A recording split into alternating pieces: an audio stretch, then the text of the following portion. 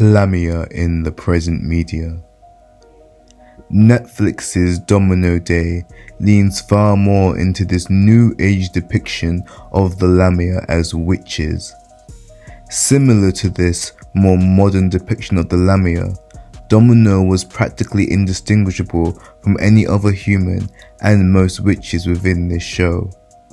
Her most outstanding characteristics as a Lamia being her succubus-like need to feed off of the essence of men and her apparent far stronger magical abilities. It is also notable that without feeding on the essence of others, typically men, it seemed our Lamia Domino grew weak, and it was heavily implied that if she remained in this state for far too long, she would in essence die. One could interpret this state as a nod to the depiction of the feral Lamia who needed to feed on the blood of others for their subsistence.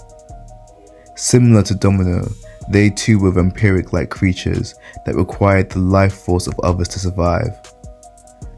From what I could interpret from watching Domino Day, a side note which I highly recommend anyone who has a Netflix account to do, as it was quite a good series.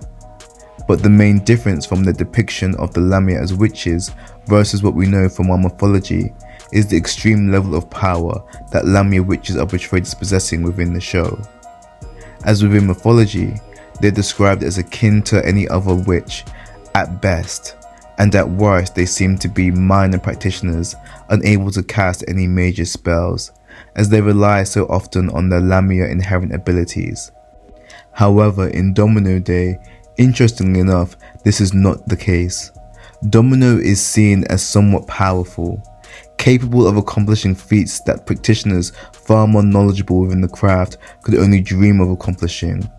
While this slight difference in their power is different to the modern lore of the witching Lamia, I find it fitting perfectly as overall, in both their present and ancient mythologies, Lamia inherently are portrayed as a monstrous and powerful being. They are something to be respected, something to be feared. And with Domino's lack of restraint in terms of her powers, I feel the show paints her as fitting within the description of the Lamia perfectly. If you enjoyed this video essay on Lamias, please support the channel by clicking the like button, subscribing, or sharing the video. Help our channel reach the eyes of many. After all, unlike the Gorgon and the Lamia, you may gaze upon us for as long as you so please.